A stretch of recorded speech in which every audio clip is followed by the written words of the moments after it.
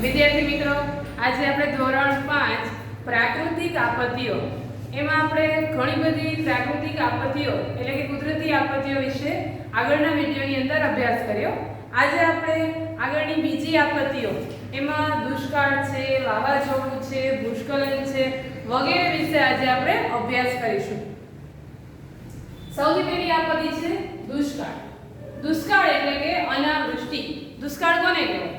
વરસાદ ન આવે તેવી પરિસ્થિતિ, તેને આપણે દુષ્કાળ કહીએ।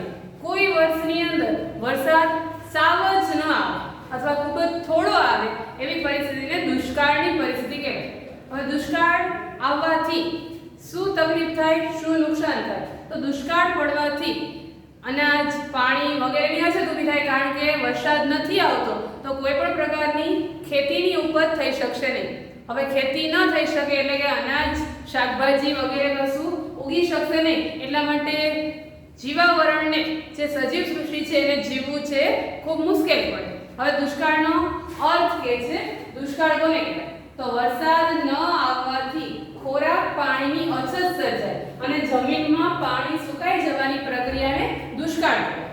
વરસાદ સાવ જ ન આવે અથવા તો ખૂબ જ થોડો આવે અને ખોરાક, પાણીની અછત સર્જાય એટલે કે અનાજ ઉત્પન્ન થઈ શકે નહીં, અને વરસાદ ન આવે એટલે પાણી છે એનો પણ જે સંગ્રહ હોય ડેમ કે વગેરેમાં તો એ થોડો સમય સુધી ચાલે, બાકી જ્યાં પાણીનો સંગ્રહ ન હોય ત્યાં પાણીની પણ ખૂબ જ પ્રમાણમાં અછત થાય। અછત એટલે શું કે જે ન હોવાની પરિસ્થિતિ।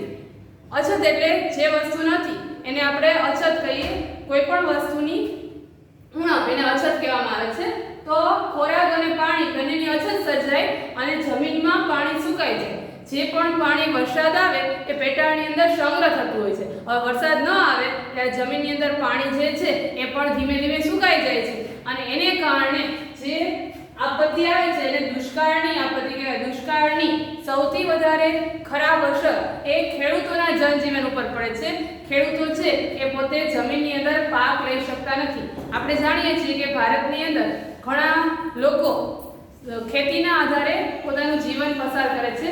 ભારતની વસ્તીની 60-70% પણ વધારે વસ્તી છે એ ખેતી ઉપર આધાર રાખે છે, પરંતુ આપણે ત્યાં સિંચાઈની સુવિધા છે એ ખૂબ જ થોડા પ્રમાણમાં ઉપલબ્ધ છે। એટલે સિંચાઈની સુવિધા જ્યાં નથી ત્યાં ખેડૂતો છે એને ખેતી કરવી છે એ પણ મુશ્કેલ બને છે। એટલે સૌથી વધારે ખરાબ અસર આ દુષ્કાળની ખેડૂતોના જીવન ઉપર પડે છે। ખેડૂતો અનાજ ઉગાડી શકતા નથી। એ અનાજ ઉગાડી શકતા નથી એટલે એ વર્ષે જે વર્ષે દુષ્કાળ પડે એ વર્ષે લોકોને અનાજ છે એ મળવું દુષ્કર બની જાય છે।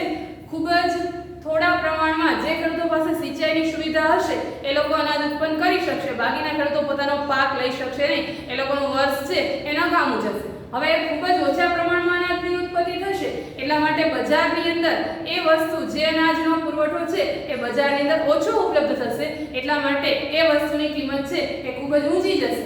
એની અસર બધા જ લોકો ઉપર પડશે, કારણ કે ખૂબ ઊંચી કિંમતે અનાજ ખરીદવું દરેક લોકોને પરવડતું નથી। એટલે બજારની અંદર મોંઘવારી છે એ પણ ખૂબ પ્રમાણમાં વધશે। એટલે દુષ્કાળ પડવાથી મોંઘવારી છે એને પણ ઉત્તેજન મળે છે। ઘણા બધા વેપારીઓ છે એ ખૂબ થોડા અનાજનો પોતે જથ્થો કરી, સ્ટોક કરી અને બજારની અંદર વધારે ભાવ આવે એવું પણ કરે અને એને કારણે જે સામાન્ય લોકો છે એને ખૂબ મુશ્કેલી પડે છે। એટલે દુષ્કાળની આપત્તિ છે એનાથી જનજીવન છે એ ઘણું બધું પ્રભાવિત થાય છે। હવે દુષ્કાળ આવવાનું કારણ શું? શા માટે હવે દુષ્કાળની આપત્તિ આવે? વારંવાર 2-4 વર્ષે કોઈ પ્રદેશની અંદર, કોઈ રાજ્ય કે વિસ્તારની અંદર ખૂબ જ ઓછો વરસાદ આવે અથવા ન આવે, એનું કારણ શું છે? તો માણસે અત્યારે એવા પ્રકારના પ્રદૂષણો કરી, કૃત્રિમ ગરમી ઊભી કરી અને વાતાવરણને એવું પ્રદૂષિત કર્યું છે જેને કારણે વરસાદ છે એ ખૂબ થોડો આવે છે અથવા તો ઘણી જગ્યાએ નથી આવતો। તો એ દુષ્કાળ પડવા માટેનું એક કારણ છે પ્રદૂષણમાં વધારો। એટલે જો આપણે દુષ્કાળની પરિસ્થિતિને અટકાવવી હોય, દુષ્કાળથી આપણે બચવું હોય તો આપણે પ્રદૂષણ છે એને આપણે ઓછું કરવું પડે। બીજા નંબરની અંદર આપણે માણસ પોતાના સ્વાર્થ માટે અલગ અલગ પ્રવૃત્તિઓ કરે છે। એમાં જ્યાં એને જમીનની જરૂર છે ત્યાં એ ગમે તેવા જંગલો છે તો એ જંગલોને ખતમ કરી, એનો નાશ કરી અને ત્યાં પોતાના સ્વાર્થ માટે મકાનો છે, કારખાનાઓ છે વગેરે ઊભા કરી અને એ જંગલોનું નિકંદન કાઢી નાખતા જરા પણ અચકાતો નથી. હવે જો વૃક્ષો છે એનું પ્રમાણ ઘટી જાય તો એને કારણે પણ દુષ્કાળની પરિસ્થિતિ સર્જાય છે. એટલે આપણે વૃક્ષોનું પ્રમાણ છે એ વધારવું જોઈએ. વધુ વૃક્ષો વાવીએ તો એ વાતાવરણને ગરમ થતું અટકાવે અને જે દુષ્કાળની પરિસ્થિતિનો સામનો આપણે કરવો પડે છે એ સામનો ન કરવો પડે. એટલે દુષ્કાળથી બચવા માટેના ઉપાયોમાં આપણે સૌથી પહેલા વૃક્ષો છે એ વાવીએ, એનું જતન કરીએ અને જંગલોને ઓછા થતા અટકાવીએ. અને બીજા નંબરની અંદર આપણે જે વાતાવરણની અંદર કૃત્રિમ ગરમી ઉત્પન્ન કરે એવા જે સાધનો ઊભા કર્યા છે, ગ્લોબલ વોર્મિંગ નામની સમસ્યા ઊભી કરી છે, વાતાવરણને કૃત્રિમ રીતે ગરમ બનાવ્યું છે. ઇલેક્ટ્રોનિક્સ આઇટમો, એસી વગેરેના વધુ પ્રમાણના ઉપયોગથી આપણે વાતાવરણને વધુ ગરમ બનાવી અને વરસાદનું પ્રમાણ છે ઘટાડ્યું છે. તો એ ન થાય એના માટે આપણે પ્રદૂષણ છે જમીનના, પાણીના, હવાના જે પ્રદૂષણોનું પ્રમાણ આપણે વધાર્યું છે એ પ્રદૂષણોનું પ્રમાણ ઘટાડીએ તો દુષ્કાળની પરિસ્થિતિનો સામનો આપણે જેમ બને તેમ ઓછો કરવો પડે.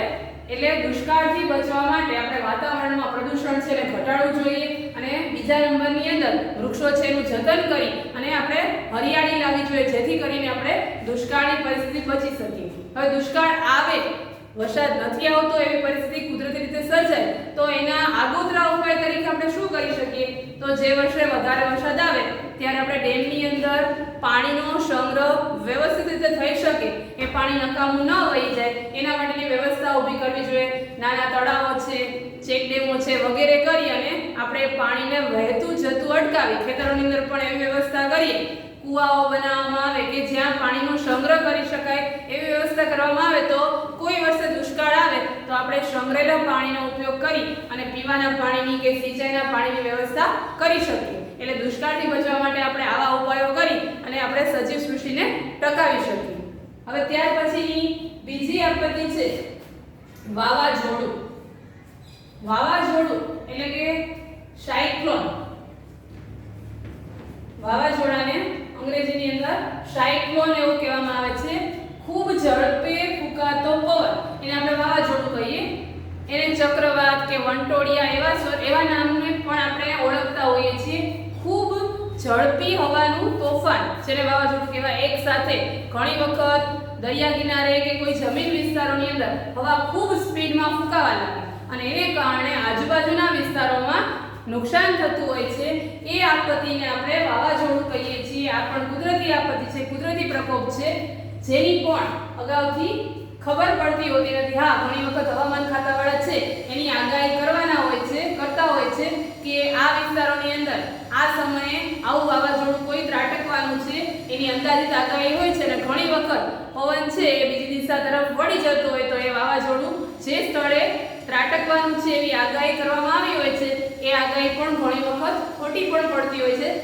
આ વાવાઝોડાની આપત્તિ છે કે હવાના સ્પીડમાં ફૂંકાવાથી, હવાનું પ્રમાણ છે એ ઝડપી થવાથી આ આપત્તિ છે એ આવતી હોય છે. આ વાવાઝોડાના બીજા પણ ઘણા બધા નામ છે, ચક્રવાત, વંટોળિયા એવા નામે આપણે એને ઓળખીએ છીએ. હવે વાવાઝોડું છે એ મોટે ભાગે દરિયા કિનારે વધારે નુકસાન કરતું હોય છે કારણ કે દરિયા કિનારે એ વાવાઝોડું ફૂંકાવાથી, એ પવન ફૂંકાવાથી એને પાણીના દરિયાની અંદર જે મોજા ઉછળે છે એને કારણે એને વેગ મળતો હોય છે, સ્પીડ મળતી હોય છે. એટલે દરિયા કિનારે વાવાઝોડું છે એ સૌથી વધારે નુકસાન પહોંચાડતું હોય છે. વાવાઝોડાથી ઘણી વખત આપણે સાંભળ્યું હોય છે કે જે વિસ્તારોની અંદર કાચા મકાનો હોય છે, પતરા હોય છે વગેરે છે, શેડ કોઈ બનાવેલા હોય તો એ પવનના ફૂંકાવાથી ઘણા જૂના ઝાડ હોય છે નબળા પડી ગયેલા તો એવા ઝાડ છે એ પણ વાવાઝોડાને કારણે ઘણી વખત જમીનદોસ્ત થઈ જતા હોય છે. આ પતરા વગેરે પણ ઉડી જવાથી આસપાસના લોકોને ઘણી વખત ઈજા થવાનું કે નુકસાન થવાનું બનતું હોય છે વાવાઝોડાની આપત્તિથી. બાકી વાવાઝોડું છે એ બીજી અન્ય આપત્તિઓ કરતાં, અન્ય કુદરતી આપત્તિઓ કરતાં ઓછું નુકસાન કરતું હોય છે. વાવાઝોડું છે એ જે વિસ્તારની અંદર ફેલાય એ ક્ષેત્રની અંદર વધારે નુકસાન કરે એટલે કે એનું ક્ષેત્ર છે એ મર્યાદિત છે. એ જે વિસ્તારની અંદર પવન ફૂંકાતો હોય છે એના નજીકના એરિયાની અંદર એનું નુકસાન છે એ વધારે પડતું હોય છે. બાકીના દૂરના વિસ્તારોમાં એ આપત્તિ છે બીજા લોકોને નુકસાન કરતી હોતી નથી. હવે વાવાઝોડું છે એ મર્યાદિત સમય માટે, એ જ્યારે વાવાઝોડું સ્ટાર્ટ થયું હોય ત્યારે એની પવનની સ્પીડ છે એ જેટલી હોય 15 મિનિટ 20 મિનિટ અડધી કલાક કે કલાક જે ટાઈમ સુધી એ વાવાઝોડું ચાલુ રહેતું હોય તે ટાઈમ સુધી એ વિસ્તારની અંદર એ પવન ફૂંકાતો હોય છે, એને કારણે જે નુકસાન થતું હોય છે પણ એનો ટાઈમ છે એ મર્યાદિત હોય છે અને એનું ક્ષેત્ર પણ મર્યાદિત હોય છે, એટલે ખૂબ પ્રમાણમાં બહુ મોટી જગ્યાએ નુકસાન પહોંચાડતું નથી. આ દરિયા કિનારે વાવાઝોડું ફૂંકાય અને એને કારણે દરિયામાં મોજા ઉછળે અને આજુબાજુના વિસ્તારોમાં કોઈ નુકસાન થાય એવું બને ખરું, પણ વાવાઝોડાનું ક્ષેત્ર છે એ મર્યાદિત સમય માટે અને મર્યાદિત વિસ્તારની અંદર હોય છે, એટલે અન્ય આપત્તિઓ કરતાં એ ઓછું નુકસાન કરતું હોય છે. વાવાઝોડાના પણ અલગ અલગ પ્રકારના નામ હોય છે, જે તે વિસ્તારની અંદર એ વાવાઝોડું ફૂંકાયું હોય છે, કયા મહિનાની અંદર ફૂંકાયું હોય છે એના આધારે એના ઘણા બધા નામો પણ નક્કી કરવામાં આવ્યા હોય છે. આપણે ત્યાં છેલ્લે ઓખી, વાયુ એવા વાવાઝોડા છે એ ફૂંકાયેલા હતા, અને એ સિવાય હરિકેન છે, ટોર્નેડો છે, કેટરીના છે, આવા વાવાઝોડા ભૂતકાળની અંદર આપણા દેશમાં કે અન્ય દેશોની અંદર પણ ફૂંકાયેલા છે. એના અલગ અલગ પ્રકારના નામો છે. હરિકેન, ટોર્નેડો, કેટરીના, ઓખી, વાયુ વગેરે ઘણા બધા વાવાઝોડા છે એના નામ નક્કી કરવામાં આવ્યા હોય છે. વાવાઝોડાના નુકસાનથી બચવા માટે જ્યારે કોઈ આવી હવામાન ખાતાવાળાની આગાહી હોય કે વાવાઝોડું આ વિસ્તારની અંદર ફૂંકાવાનું છે, ત્યારે આપણે એ વિસ્તારમાં ઘરોની અંદર બારી દરવાજા બંધ કરી અને રહેવું જોઈએ. એનો ઉપાય છે બહાર નીકળવાથી ઘણી વખત કોઈ કાચા મકાનો, પતરા કે વૃક્ષો પડવાથી આપણે નુકસાન પહોંચી શકે એવું થાય. દરિયા કિનારે રહેતા લોકો અથવા તો માછીમારો છે એવા લોકોને એ વખતે દરિયાની અંદર જવાની કે દરિયાની નજીક જવાની મનાઈ હોય છે. એ વાવાઝોડાથી બચવા માટેના ઉપાયો છે. આ આપત્તિ પણ કુદરતી આપત્તિ છે, વાવાઝોડું. હવે ત્યાર પછીની આપત્તિ છે દાવાનળ. દાવાનળ એટલે કે જંગલમાં લાગતી આગ. એને આપણે અંગ્રેજીમાં ફોરેસ્ટ ફાયર એવું કહી શકીએ. જંગલમાં લાગતો દવ એટલે આગ. હવે દાવાનળની આપત્તિ છે આ પણ કુદરતી આપત્તિ છે અને કંઈક અંશે માનવ સર્જિત આપત્તિ પણ છે. ઘણી વખત દાવાનળ છે એ માનવ પ્રવૃત્તિઓના કારણે પણ લાગતો હોય છે. દાવાનળ એટલે જંગલમાં એકાએક ફાટી નીકળતી આગ. હવે આ આગ લાગવાના ઘણા બધા કારણો છે. એમાં કુદરતી કારણ આપણે જોઈએ તો જંગલોની અંદર જે વૃક્ષો છે એ સુકાયેલા વૃક્ષો છે એની વચ્ચે પરસ્પર ઘર્ષણ થાય અને ઘર્ષણ થવાથી એ સૂકી ડાળીઓ એકબીજા સાથે અથડાય કે ઘસાય તો એને કારણે જંગલમાં એકાએક આગ લાગતી હોય છે, જેને આપણે દાવાનળ કહીએ છીએ. વૃક્ષોના ઘર્ષણથી લાગતી આગ. સૂકી ડાળીઓ વચ્ચે આવું ઘર્ષણ એકાએક ગમે ત્યારે થઈ શકતું હોય છે. બીજા નંબરમાં દાવાનળ થવાનું કારણ તો ચોમાસાની અંદર ખૂબ વરસાદ થતો હોય ત્યારે એની સાથે ઘણી વખત વીજળી પણ પડતી હોય છે. તો એ વીજળી જો આવા સૂકા વૃક્ષો ઉપર પડે તો એને કારણે વીજળી પડવાથી જંગલમાં લાગતી આગ એને પણ આપણે દાવાનળ કહીએ. તો આ આપત્તિ વીજળી પડવાથી પણ થઈ શકતી હોય છે. એટલે તો વૃક્ષોના ઘર્ષણથી થાય, એ સિવાય જંગલની અંદર વીજળી પડવાથી પણ વૃક્ષો છે સળગી ઉઠતા હોય છે અને સૂકા વૃક્ષો હોય તો એક સાથે સળંગ આખા જંગલની અંદર પણ આગ લાગતી હોય છે. ત્યાર પછી માનવ સર્જિત પ્રવૃત્તિથી પણ આ દાવાનળ થતો હોય છે. તો માનવ સર્જિત પ્રવૃત્તિમાં શું? તો માણસો ઘણી વખત જંગલોની મુલાકાત લેતી વખતે ઘણા બેદરકાર લોકો છે એ જંગલની અંદર કોઈ બીડી, સિગારેટ કે કોઈ એવો સળગતો પદાર્થ છે એ ખુલ્લો છોડી અને આવી જતા હોય. એને કારણે ઘણી વખત સૂકા વૃક્ષો હોય તો એ સૂકો કચરો કે સળગતી વસ્તુઓ છે હવામાં ભળવાથી ઘણી વખત આવા સૂકા વૃક્ષોના પાંદડા, સૂકા વૃક્ષોની ડાળીઓ એ સળગવાથી પણ જંગલની અંદર દાવાનળ થતો હોય છે, જંગલમાં આગ લાગતી હોય છે. એટલે માનવોની આવી બેદરકારીથી પણ જંગલમાં દાવાનળ છે એ આપત્તિ આવતી હોય છે. હવે દાવાનળની આપત્તિ છે એમાં એવું થાય છે કે જંગલની અંદર માણસ મોટે ભાગે હાજર હોતા નથી. જંગલ ખાતાના અધિકારીઓ છે એ ત્યાં ગોઠવાયેલા હોય પણ મોટે ભાગે જંગલમાં આગ લાગે એટલે કે દાવાનળ જ્યારે ફાટી નીકળે ત્યારે ત્યાં કોઈ લોકોની હાજરી ન હોય તો એ આગ છે એ મોટું વિકરાળ સ્વરૂપ ધારણ કરતું હોય છે. ઘણી વખત જંગલો ખાક થઈ જાય ત્યાં સુધી એની બહાર લોકોને ખબર હોતી નથી, કારણ કે માનવ વસ્તી ત્યાં મોટે ભાગે હોતી નથી. એટલે આ દાવાનળથી આપણી અતિ ઉપયોગી એવી વન્ય સંપત્તિનો કારણ વગર નાશ થતો હોય છે. વન્ય સંપત્તિની સાથે પ્રાણી, પશુ, પક્ષી વગેરે જે જીવસૃષ્ટિ છે એનો પણ નાશ થતો હોય, કારણ કે જંગલોની અંદર ઘણા બધા જંગલોના આધારે જીવજંતુઓ, પક્ષીઓ અને પ્રાણીઓ પણ વસવાટ કરતા હોય છે.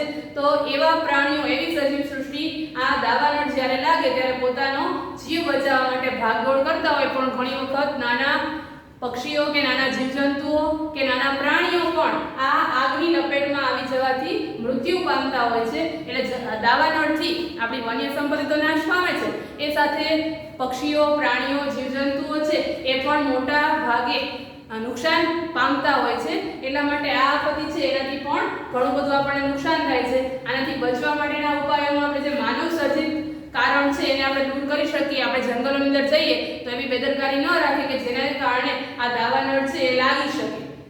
તો આ દાવાનળની આપત્તિ એટલે એવી આપત્તિ કે જંગલમાં જે એકાએક આગ લાગે છે એને આપણે દાવાનળ કહીએ. એનાથી બચવા માટે માણસ છે પોતાના તરફથી કાળજી રાખે, અને જો ક્યારેય નજીકના વિસ્તારમાં જંગલ હોય અને આગ લાગે એવી આપણને ખબર હોય તો આપણે તરત જ જે તે અધિકારીઓને જાણ કરી અને આગ બુઝાય એના માટેના પ્રયત્નો કરવા જોઈએ, જેથી આપણી વન્ય સંપત્તિ છે એને આપણે બચાવી શકીએ. હવે ત્યાર પછીની આપત્તિ છે ભૂસ્ખલન. ભૂસ્ખલન એટલે કે જમીનનું તેની સપાટીથી ધસી જવું, ખસી જવું, એને આપણે ભૂસ્ખલન કહીએ છીએ. જમીન છે એ પોતાની સપાટી ગુમાવે, એનાથી ખસી જાય. તો ભૂસ્ખલન કેવી રીતે થાય છે? ભૂસ્ખલનને અંગ્રેજીમાં આપણે લેન્ડસ્લાઇડ એવું કહી શકીએ. જમીન ખસી જવાની જે આપત્તિ છે એને ભૂસ્ખલન કહેવાય. ભૂસ્ખલન આપણે 5-7 વર્ષ પહેલા ઉત્તરાખંડની અંદર ભારે આપત્તિ આવેલી આ ભૂસ્ખલનની, અને એને કારણે ઘણા બધા ગામો છે એ દટાઈ ગયા હતા. એવી આપત્તિ એ ભૂસ્ખલન. ભૂસ્ખલન છે એ બે કારણે થતું હોય છે. એક તો અતિ ભારે વરસાદથી, ખૂબ વરસાદ પડવાથી એ જમીન છે એનું સ્તર ગુમાવે છે, ખસી જાય છે, તો એને કારણે આ ભૂસ્ખલન નામની આપત્તિ આવે છે. અને બીજું ભૂકંપને કારણે, આપણે ભૂકંપના જે પ્રકારો સમજાય એમાં પણ આપણે સમજાતા કે ભૂકંપ છે એને કારણે પણ સ્તર ભંગ થતો હોય છે, પૃથ્વી છે એનું સ્તર ગુમાવે છે.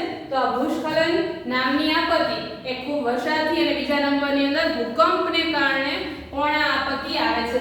આ આપત્તિ આવવાથી એ વિસ્તાર છે એ દટાઈ જવાની ઘટના બને છે. એ વિસ્તાર છે એમાં ઘણા બધા લોકો છે જે વસવાટ કરતા હોય, તો એ ગામ કે વિસ્તાર છે ઘણી વખત ભૂસ્ખલનને કારણે જમીનની અંદર બેસી જાય એવું બને છે, અને એ સજીવ સૃષ્ટિને ખૂબ નુકસાન પહોંચાડે છે.